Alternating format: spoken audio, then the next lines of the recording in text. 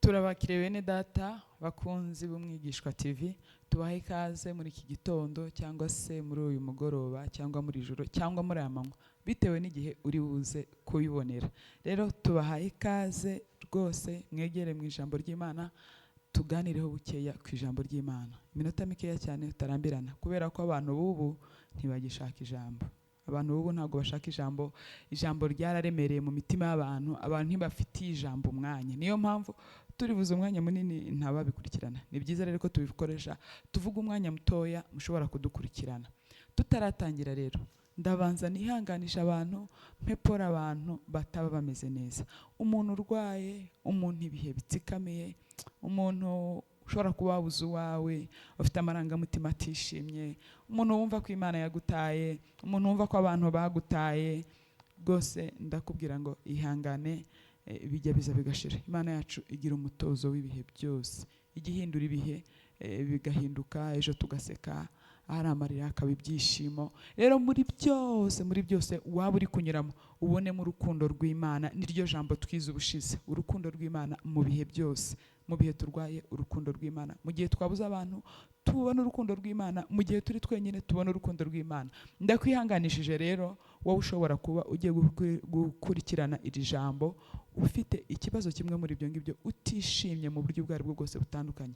Wihangane, ejo ni umunsi. Ejo hari hope yuko ejo waseka, ejo wakwishima, ayo marira ufite yashira, ubwo burwayi ufite bwakira. Ejo hari ibyiringiro. Rero ntutakaze ibyiringiro byawe. Reka dutangira dusenge mu by'ukuri kugira ngo tubone kuganira ijambo ry'Imana. Reka dusenge. Mwami Imana yacu, dushimye kuri Imana yo kwizerwa, dushimye kuri Imana yacu, dushimye ko waduhisemo nk'abantu bawe Mana, watugize abana, wadukuye kubamo abagaragu, ahubwo uratuzana tugira abana bawe. Muri uyu mwanya tugiye kwiga ijambo ryawe Mana, turakwinyize ngo umwuka wawe Mana nziza we abane natwe mu gihe tugiye kurivuga, ndetse abane n'umuntu ugiye kuryumva. Umwuka wawe imbaraga ze zerekeza ijambo, zibane n'iri jambo wa Mana nziza we. Icyampa ngo abaryumva Mana rigira icyo ribamarira, icyampa ngo abaryumva rigira icyo ryabakoraho, icyampa ngo abaryumva rigira icyo yabahindukiraho, icyampa ngo uryumva ntirimusige gutyo. Sabye nizeye kuba natwe mu izina rya Yesu Kristo, amen.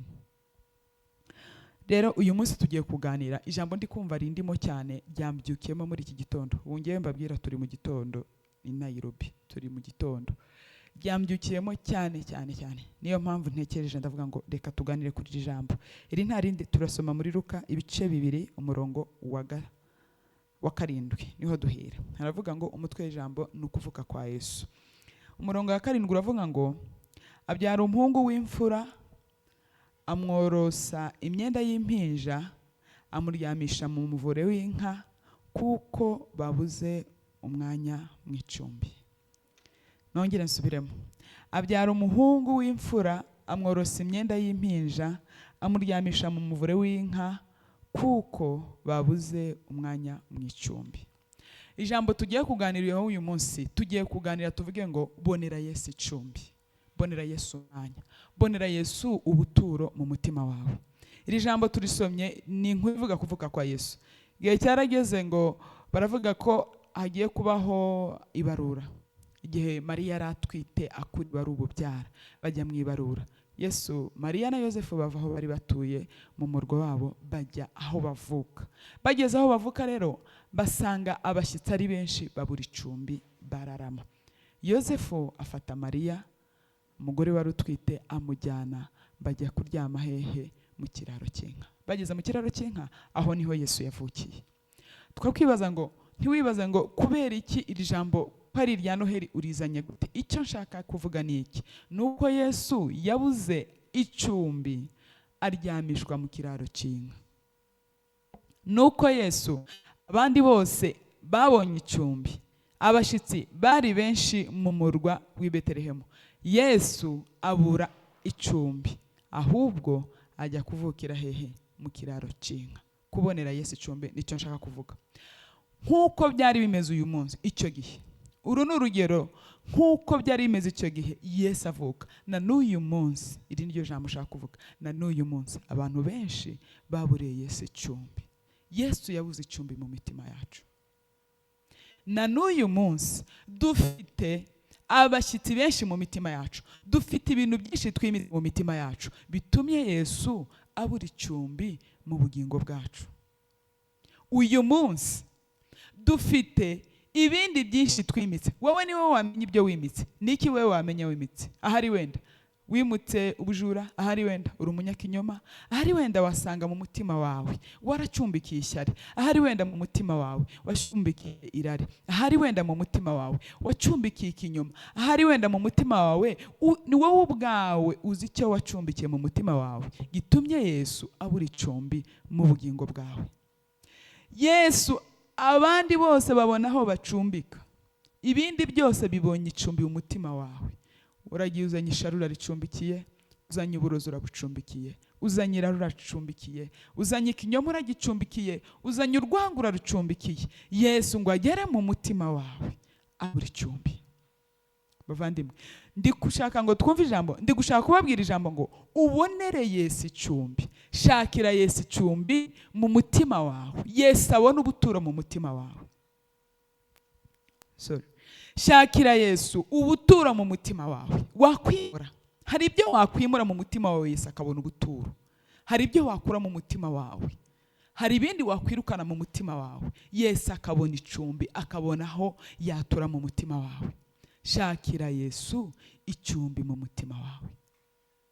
Watekereza ukuntu umwana w'Imana Yesu yageze mu murwa asanga amacumbi yose yafashwe.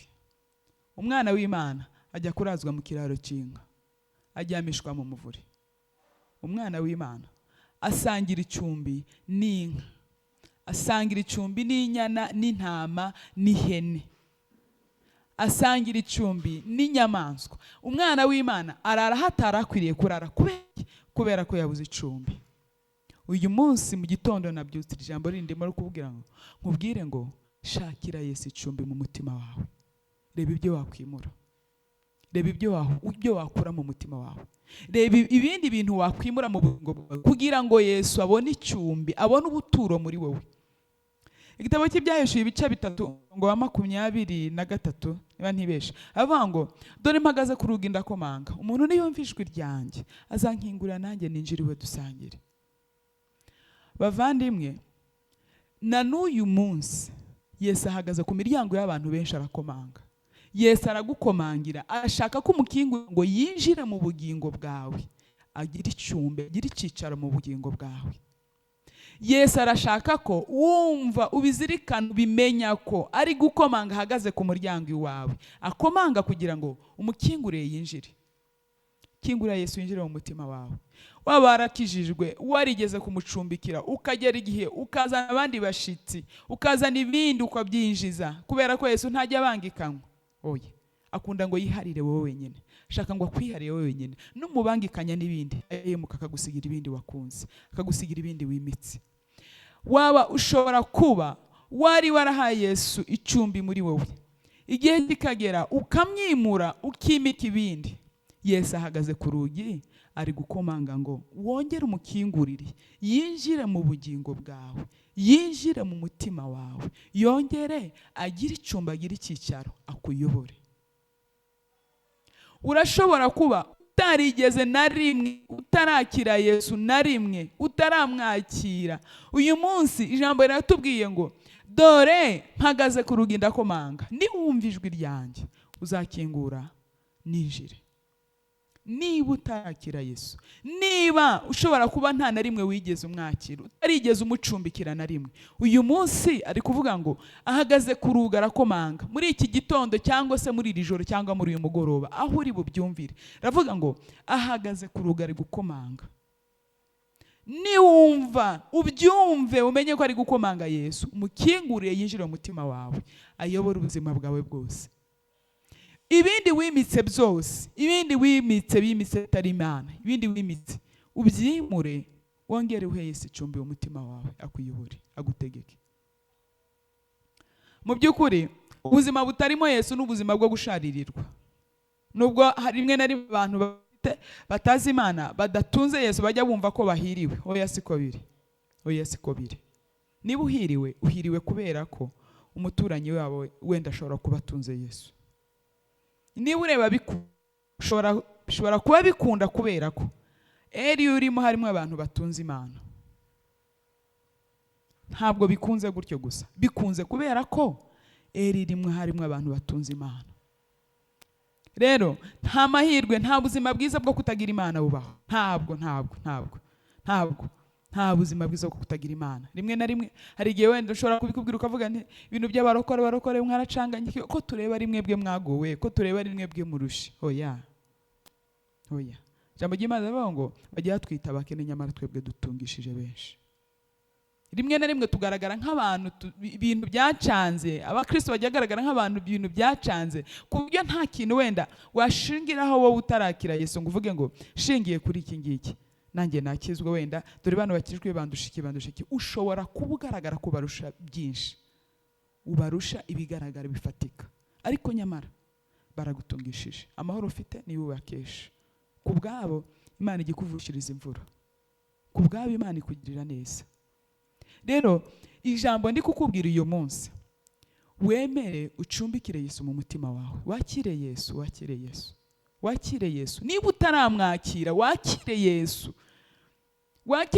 Ntugume kumugira uw'abandi, kubera ko twaramuhawe twese. Yesu twaramuhawe, ntago ari uw'abantu runaka, si ubwoko runaka. Yesu ntabwo ari umuryango runaka, ntabwo ari uw'abatunzi cyangwa abakene. Yesu ntabwo ari uw'abarebare cyangwa abagufi. Yesu si uw'inzobe cyangwa ibikara. Twaramuhawe twese. Wemere ugira ibindi bintu wakwimura muri wowe. Ugira ibyo wimura bidashobora kwemera ko Yesu atura muri wowe. Wimure ugira ibyo ukura mu buzima bwawe. Wimure. Yesu ntiyabana n'urwango, urwimure kugira ngo yinjire agire ubuturo. Yesu ntiyabana n'ishari, ubyimure kugira ngo Yesu agire ubuturo. Yesu ntiyabana n'ubusambanyi, wimure kugira ngo Yesu agire ubuturo. Yesu ntago azabana ari umunyakinyoma, ubyimure Yesu agire ubuturo.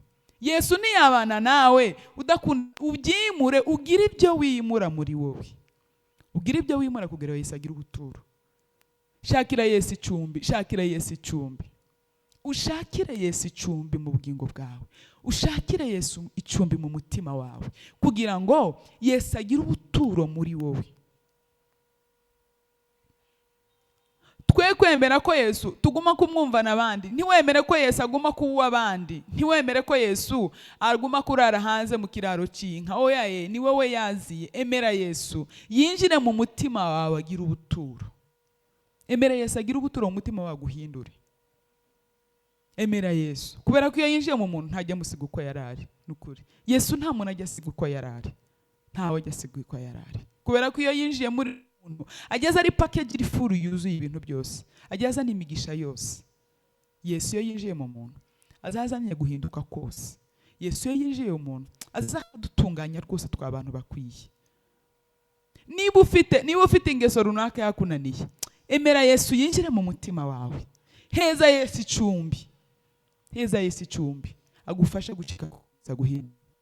Wewe wenyine ntabwo wabishobora, ntiwabishobora, ariko ugende wicare witekerezeho. Utekereze ngo ese nibiki ishobora ko narimitse mu mutima bikamwimura nimba yarimutse. Niba usigaye ugenda ukumva ni wowe uri kugenda, niba ugenda ukumva ni wowe w'inyama n'amaraso uri kugenda, niba uvuga ukumva ni wowe w'inyama n'amaraso uvuga, imitekerereze aho nimba utekereza ukumva ni wowe w'inyama n'amaraso utekereza, ukumva kamere y'ubumana yose yashize muri wowe. Utekereze wibaze ngo ni hehe niki nimitse cyatumye Yesu yimuka muri njyewe, niki nijije cyatumye Yesu asohoka, niki nabahe bageni mfite, nabahe bashitsi mfite, nibiki ncumbikiye bitumye Yesu abura icumbi muri njyewe, kugira ngo ubyimure uhe Yesu umwanya mu buzima bwawe utegeke. Yesu ni umutegeka mwiza n'umuyobozi mwiza. Yesu agerenga kuba umuyobozi akaba umubyeyi. Yesu uratekereza Yesu uza winjira mu muntu ari umuntu utagiraga ibyishimo akaba umuntu urangwa n'ibyishimo, akagira umuntu ari umuntu wishwe n'intimba akagira amahoro akamusaga. Yesu uzugera mu rugo abantu baburaye ugasanga barafite amahoro bari guseka. Yesu ujya ugera ku muntu wapfushije umuntu wiwe ugasanga afite ibyiringiro ukazongera kumubona. Yesu ugera ku murwayi uri ku gitanda uri ku gisasiro wamuganiriza akakubwira ko afite icyizere ko azabyuka kuri icyo gitanda, twamunganya niki? Nakwifuriza ngo emera umutungi, muhe ikaze mu buzima bwawe, kubera ijambo ry'Imana tubwiye ngo dore ahagaze ku rugo arakomanga, umunsi ku wundi arakomanga, buri saha arakomanga, umunsi ku wundi Yesu ahagaze ku rugi iwawe arakomanga, akeneye ko umukingurira ngo yinjire mu buzima bwawe niba utaramwakira. Kandi nimba waramwakiriye ukagera igihe ukagira ibindi bintu wimika mu mutima wawe, Yesu ari kukubwira ngo umukingurire, ugire ibyo wimura, yongere kandi yinjire, agire icumbi mu buzima bwawe, wongere umucumbikire. Yesu akeneye ko wongera kumuha ubuturo mu mutima wawe nimba waramwimuye. Yesu ashaka ubuturo mu mutima wawe kugira ngo ntukibukire wa wundi wigenga. Oya, ntuburi wa wundi wigenga, kubera ko iyo tumaze kumwakira ntituba tukicitwara, ntituba tukicigenga, tuba turi munsi y'amategeko yiwe, tuba turi munsi y'ububasha bwiwe. Kandi amategeko yiwe aranogeye rwose, ububasha bwiwe buranogeye rwose, imuri ibindi byose ushobora kuba warimitse mu buzima bwawe. Hari ikintu kiri kumbabaza cyane muri iyi minsi abantu uzi ko ubwira umuntu ngo emera wakire Yesu, imika Yesu mu mutima wawe, akakubwira ngo ntawe nshaka. Nukuri ibindi kubabwira si rimwe si kabiri bimbayeho. Ujya ugenda ukabwira umuntu ukamubwira ngo kurushe kupfuye n'ibyaha, ku ububata bwa Satani bukwishe, wakwakiriye Yesu, wakwemeye Yesu akinjira mu buzima bwawe, akaguhindura ntubu ukiri imbata ukundi, akaguhindura ukaba umudendezo. Wakwakiriye Yesu akakubwira ngo ntawe nshaka. Si rimwe si kabiri bamaze ngewe kubimbwira, ntawe nshaka Yesu, ngubu ntawe nshaka. Kubera iki? Ndabanza ndacyakunze kwibera mu buzima bw'ibyaha, nzaba mwakira ikindi gihe, indi myaka iracyariho, ndacyari muto, nzaba mwakira, reka manze ndeke aho kugira ngo uno munsi nkubwire ngo ndamwakire nimara ejo nzabivamo. Oya, ntawe nshaka, nikundiye ibyaha, ndacyaguzaha, nzaba mwakira. Hari igihe nawe wasanga wumvishira ijambo wenda nawe ubitekereza gutyo, ukavuga ngo nzaba mukingurira, nzaba mucumbikira, nyamara ntaguze ejo hawe, nta nubwo uziga ijwi ry'Imana rizira ku buzima bwawe. Hari wenda ashobora kuba iki ngiki ari cyo kugira ngo ucumbikire Yesu.